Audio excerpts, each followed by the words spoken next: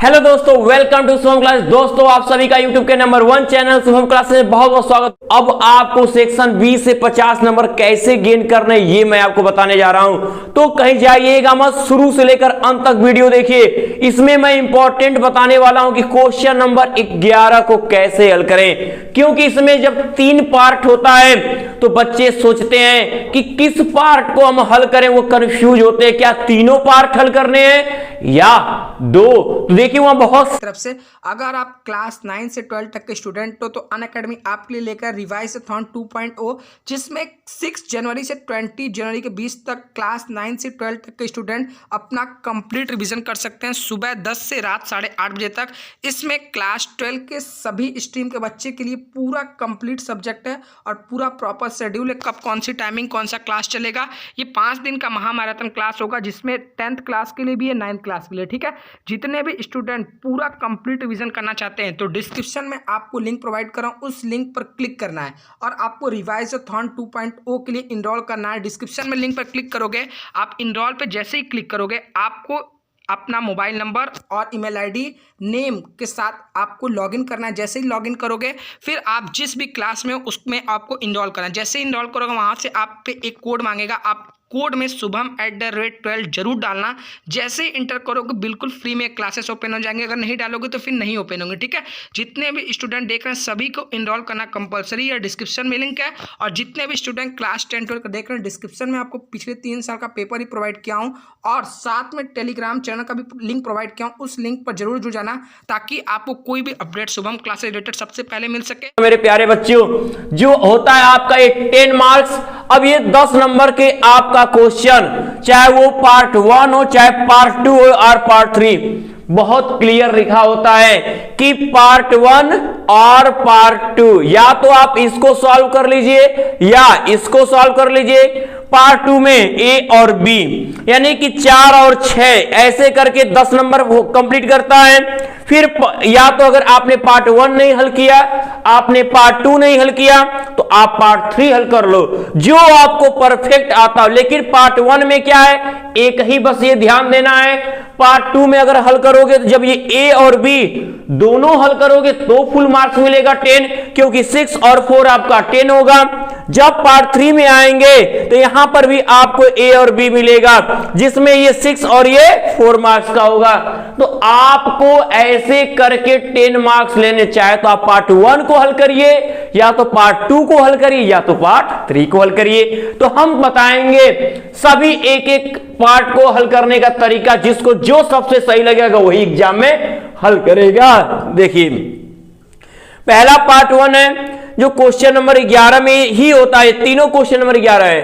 तो पहले क्या लिखा है कि translate the following into English, आगे दिए गए को इंग्लिश में ट्रांसलेट करिए, यानी जो एक हिंदी का एक टुकड़ा दिया होगा, ऐसे ही जैसा आप यहां देख रहे हो, आपके सामने या बोर्ड पे दिख रहा होगा, ऐसा ही एक हिंदी का टुकड़ा देगा, एक कहानी का एक छोटा सा भाग देगा, उसको आपको इंग्लिश में कन्वर्ट करने को कहेगा। ये अगर पूरा एक एक लाइन आपने पूरे ग्रामेटिकल रूल्स के साथ यदि आपने फॉलो करते हुए लिखा तो यकीन मानिए कि पूरे 10 मार्क्स आपको मिल सकते हैं बच्चों। इसलिए आपको ट्रांसलेशन की जितनी मैंने वीडियो बताई है, हर एक वीडियो को डिस्क्रिप्शन बॉक्स में लिंक दिया हुआ है, ओपन करके एक बार अच्छे से वीडियो समझने की कोशिश करिए। ये 10 नंबर बहुत इंपॉर्टेंट है आपके लिए।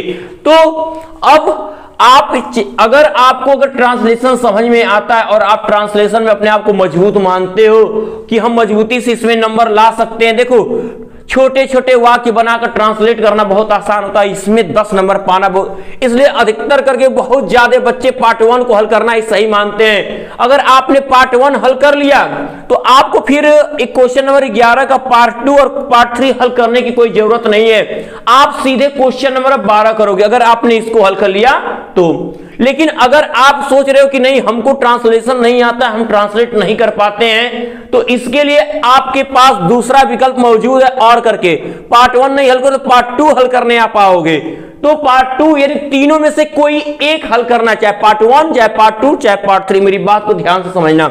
अब पार्ट 2 में क्या है, पार्ट 2 में जो ए रहेगा उसमें लिखा रहेगा कि give the substance of the following poem in your own words, अपने शब्दों में दिए गए कविता का भावार्थ लिखिए इन अबाउट 80 वर्ड्स, कम से कम 80 शब्दों में, लगभग 80 शब्दों में जो एक पोयम दिया रहेगा, जो आपके बुक से नहीं होगा, जो आपके बुक से नहीं होगा, उसको अब इंग्लिश में, ये नहीं कि हिंदी में अर्थ निकलो, तो आपको इंग्लिश में ही उसका अर्थ लिखना है और पूरे पोयम को समझ के उसका अर्थ समझाना है। यानी आपको पूरी तरह एक प्रकार का सेंट्रल आइडिया या एक्सप्लेनेशन समझ लिए, पूरा एक्सप्लेन करना है उसको, एक एक भावार्थ को आपको एक्सप्लेन करना होगा। जो बाहर से होगा, आउट ऑफ सिलेबस वो पोयम होगा आपका, आपके बुक से नहीं होगा, कहीं और से किसी दूसरी बुक से लाकर वो देगा। तो जब ये आप लिखोगे तब इसमें आपको 6 मार्क्स मिलेंगे। और फिर बी में अभी बचा हुआ जो 10 मार्क्स का है, 6 हुआ, 4 मार्क्स है, वो बी में होगा। बी में क्या लिखेगा कि right a summary of the following passage in about 60 words. ऐसे ही एक, जैसे ये क्या हो गया, पोयम से हो गया, ऐसे ही एक प्रोज का एक टुकड़ा देगा, यानी एक गद्य देगा, उस गद्य को अभी अर्थ निकाल के उसको अपनी भाषा में 60 शब्द में लिखना होगा, तब जाके 6 + 4 आपका 10 मार्क्स कंप्लीट होगा। यानी क्या कि अगर आपने पार्ट 1 नहीं हल किया, पार्ट 2 हल करने, ये नहीं कर सकते आप कि पार्ट 1 हल करके आधा इसमें हल कर दिए तो फुल मार्क्स मिले, तो इसमें आधा किए तो वही मिलेगा, इसका काट दिया जाएगा। तो आपको अगर पार्ट 1 आ रहा है, पार्ट 1 ही, अगर पार्ट 2 को आपने हल किया है तो पार्ट 2 का दोनों आपको हल करना पड़ेगा, तभी 10 नंबर के लायक हो सकते हो, अदरवाइज नहीं।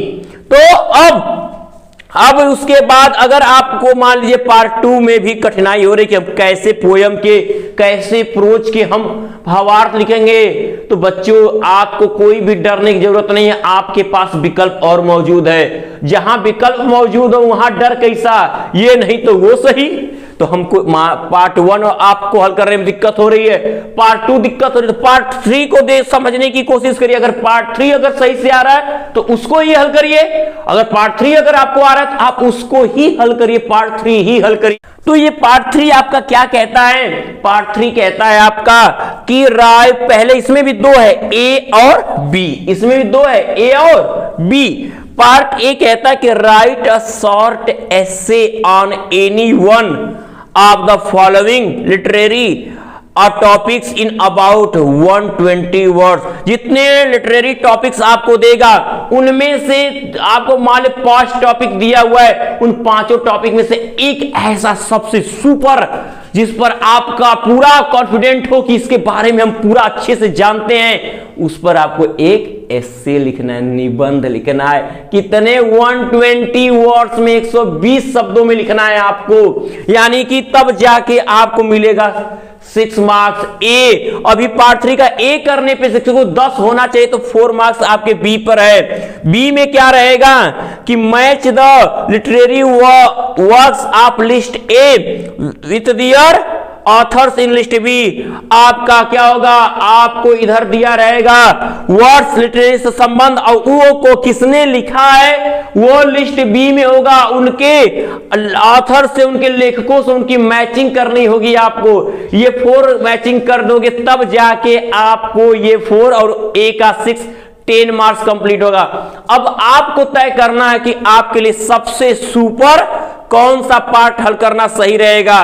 तो मेरे हिसाब से मैं जहां तक जानता हूं कि पार्ट 1 सबसे अच्छा होता है, क्योंकि बच्चों को एक ट्रांसलेशन लगातार सीखते आते हैं, और मैंने भी तो एक शानदार ट्रांसलेशन का तरीका सिखाया है, अभी भी कह रहा हूं। डिस्क्रिप्शन बॉक्स ओपन करिए और उसमें उसका लिंक देखकर, लिंक ओपन करके और उसके बाद उस ट्रांसलेशन की वीडियो को देखिए, आपको समझ में आ जाएगा कैसे ट्रांसलेशन करते हैं। तो अब इसका ही 10 नंबर लीजिए, नहीं तो फिर या तो 6 + 4 6 + 4 इनको हल करके 10 नंबर लीजिए। तो आपको तीनों पार्ट में से कोई एक ही पार्ट करना है। तो पार्ट 1 में केवल एक ही चीज करना होता है, इसलिए सबसे आसान होता है। और मैं अब आप लोगों को इन तीनों में से एक पार्ट 1 आज हल करके दिखा रहा हूं, फिर नेक्स्ट वीडियो में मैं आपको एक बार पार्ट 2 हल सॉल्व करके समझाऊंगा, एक बार पार्ट 3 हल करके समझाऊंगा कि उन्हें कैसे हल करते हैं, ताकि वो भी अगर तरीका आ गया हो सके आपको इजी लग जाए। आप कहो नहीं सर हम यही हल करेंगे, हम कहेंगे हल करियो, जो आपको अच्छा लगे वही हल करिएगा। तो चलिए देखते हैं पार्ट 1 का translate the following into English. देखिए आपके सामने है, ये पीस। अब क्या लिखा है, एक बार अच्छे से पढ़ते हैं, शुरू से लेकर जहां कॉमा रहता है वहां तक जाएंगे या तो खड़ी पाई आएगी वहां तक, फिर उसका ट्रांसलेशन करेंगे। क्या दिया है, दिया है कि महात्मा गांधी अपने समय के सबसे महान पुरुष थे। महात्मा गांधी क्या थे, अपने समय के सबसे महान पुरुष थे। तो अब यहां पर सबसे बड़ी बात है कि हम लिखेंगे कौन थे महात्मा गांधी। तो हम लिखेंगे क्या, सबसे पहले लिखेंगे महात्मा गांधी। क्या लिखेंगे, महात्मा गांधी। महात्मा गांधी थे, वाज क्या थे, महान पुरुष थे, a great man, a great man of his time, अपने समय के महान पुरुष थे। अपने समय के क्या थे, महान पुरुष थे। अब अगर एक सेंटेंस तो आपका क्रिएट हो गया। अब है कि उनका जन्म, यानी वह पैदा हुए थे 2 अक्टूबर 1869 ईस्वी में गुजरात में हुआ था। यानी उनका जन्म 2 अक्टूबर 1869 ईस्वी में गुजरात में हुआ था। तो ये लाइन आप बनाना बहुत पहले से जानते, लिखते हो कि ही वॉज बॉर्न ऑन 2 अक्टूबर 1869 इन गुजरात। अगर यहां पोरबंदर आ जाता तो लिखते एट पोरबंदर इन गुजरात, क्योंकि हम जानते हैं कि छोटे शहरों के पहले एट और बड़े शहरों के पहले इन का प्रयोग करते हैं। लेकिन यहां बस गुजरात की बात हुई तो ओनली 1 इन गुजरात लिखोगे आप। तो पहले उनका जन्म, तो पहले आप क्या लिखोगे कि ही वॉज बॉर्न ऑन 2 अक्टूबर 1869 इन गुजरात। अब हुआ आपका फुल स्टॉप। अब देखो कितना अच्छा बन रहा है ट्रांसलेशन, कितना आसान है। अब उम्मीद बन रही है ना कि 10 नंबर हमको मिल जाएंगे, ऐसे ही उम्मीद बढ़ेगी, ऐसे ही आपको मुकाम हासिल होगा। तो अब है भारत में शिक्षा प्राप्त करने के बाद। अब याद रहे कि जब ऐसे सेंटेंस आते, करने के बाद, लौटने के बाद, आने से पहले, जाने के बाद, तो इतने भाग का पहले हम बना लेते हैं, तब आगे वाला शब्द हम पढ़ते हैं।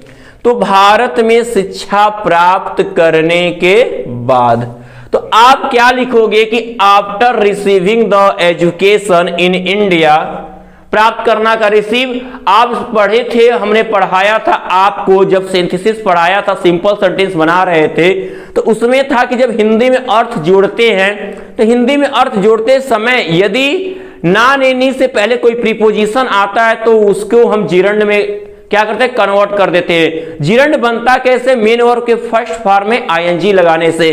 तो आ रहा है प्राप्त करने के बाद, बात का आफ्टर। तो जब ना नेनी आया तो जिरंड बनाना, प्राप्त करना का रिसीव, तो रिसीव में हो जाएगा रिसीविंग, आफ्टर रिसीविंग। तो हम क्या लिखेंगे, after receiving the education in India. देखिए बहुत से बच्चे बड़ा सोच के डर जाते हैं कि ये तो हमसे होगा ही नहीं। देखिए मैंने बताया हुआ कि नहीं। अब बच्चा देखो कितना छोटा सा भाग, वे वकालत पढ़ने इंग्लैंड गए। अब वो वकालत पढ़ने इंग्लैंड गए, छोटा सा टेंस की पहचान बताइए। तो इसके अंत में क्या है, ए है। तो आ ई ए किसके अंत में आते हैं, पास्ट इंडेफिनिट की पहचान है आ ई ए। यानी अफर्मेटिव आपको दिख रहा है। तो सबसे पहले आप सब्जेक्ट लोग कौन गए, वे यानी महात्मा गांधी, तो ही सब्जेक्ट हमारा ही हो गया। फिर उसके बाद स्ट्रक्चर पास्ट इंडेफिनिट होता है मेन वर्ब का सेकेंड फॉर्म। मेन वर्ब अंत में होता है गए, यानी जाना, जाना का गो, गो का second form went. He went, अब है कि कहां गए, England. He went to England to study, यानी क्या करने, पढ़ने, स्टडी लॉ, फुल स्टॉप। अब आगे का सेंटेंस देखें तो अगला सेंटेंस क्या है कि वहां से बैरिस्टर बनकर वापस आने के बाद, देखिए सेम सेंटेंस पहले के आने के बाद, तो आफ्टर वापस आना रिटर्निंग, तो आफ्टर लिखेंगे पहले क्या, आफ्टर रिटर्निंग, आफ्टर रिटर्निंग कहां से दिया है कि वहां से देखो लिखा है ना, वहां से बैरिस्टर वापस आने के बाद, तो आफ्टर रिटर्निंग फ्रॉम देयर, वहां से फ्रॉम देयर किस रूप में, बैरिस्टर बनकर, यानी कि as a barrister, as a barrister, barrister बनकर लौटने के बाद कॉमा। अब क्या, उन्होंने आरंभ में दक्षिण अफ्रीका में वकालत प्रारंभ की, आरंभ में in the beginning, in the beginning, आरंभ में वे वकालत आरंभ किए, ही आरंभ शुरुआत में क्या होता है, उन्होंने आरंभ में दक्षिण अफ्रीका में वकालत प्रारंभ की, तो he started his practice in South Africa, तो ही स्टार्टेड हिज प्रैक्टिस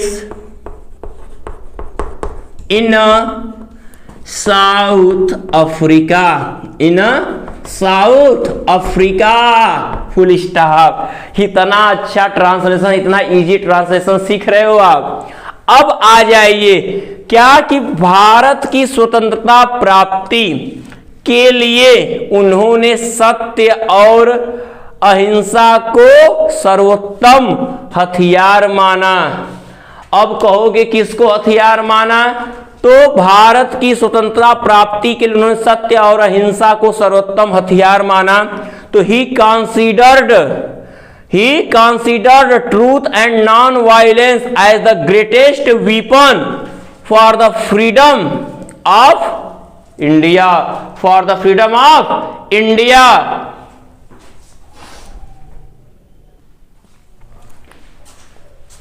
तो अब लिखेंगे क्या हो जाएगा फिर हमारा, यहां होगा कि उन्होंने सत्य सर्वोत्तम हथियार माना, ही considered the truth and non-violence, किसको, सत्य और अहिंसा को हथियार माना, as the best weapons, as the best, सबसे अच्छा weapons हथियार माना, किस चीज के लिए, तो भारत की आजादी के लिए। तो क्या, for achieving India's freedom, for achieving India's freedom, Bharat की आजादी के लिए सर्वोत्तम हथियार माना था किसको, सत्य और अहिंसा को। आप भी लड़ाई झगड़ों से दूर रहे, सबसे पहले अपनी पढ़ाई पे फोकस करिए। तो मेरे प्यारे विद्यार्थियों, अब आप समझ गए कि पार्ट 1 पार्ट 2 में क्या इजी है। तो मैंने पार्ट 1 लिखने का तरीका तो बता दिया, ट्रांसलेशन 10 नंबर आपका। अब आपको चूंकि इससे थोड़ा बड़ा भी आपका पीस हो सकता है, जरूर नहीं इतना ही हो, तो आपको 10 मार्क्स लेने, बस ट्रांसलेशन पे ध्यान देना है। अब मैं अगले वीडियो में आपको पार्ट 2 कैसे हल करते हैं और पार्ट 3 कैसे हल करते हैं ये भी बताऊंगा। तो मेरे प्यारे विद्यार्थियों, यदि आज की ये वीडियो आपको पसंद आई है तो ज्यादा से ज्यादा लाइक और शेयर करना ना भूलें। और चूंकि आप जानते हो कि अब आपका कल मकर संक्रांति है, तो आप सभी को मकर संक्रांति की हार्दिक शुभकामनाएं। और ऐसे ही मेहनत करते रहे और जल्द से जल्द आप टॉप पोजीशन पे आ जाओगे। तो मेरे प्यारे विद्यार्थियों, अब इसे लाइक और शेयर करने के बाद जिसने अभी तक शुभम क्लासेस के चैनल को सब्सक्राइब नहीं किया हुआ है, वो अभी का अभी रेड आइकन नीचे दिख रहा है, उसे सब्सक्राइब कर लें और बेल आइकन प्रेस करना ना भूलें। तब तक के लिए गुड लक डियर।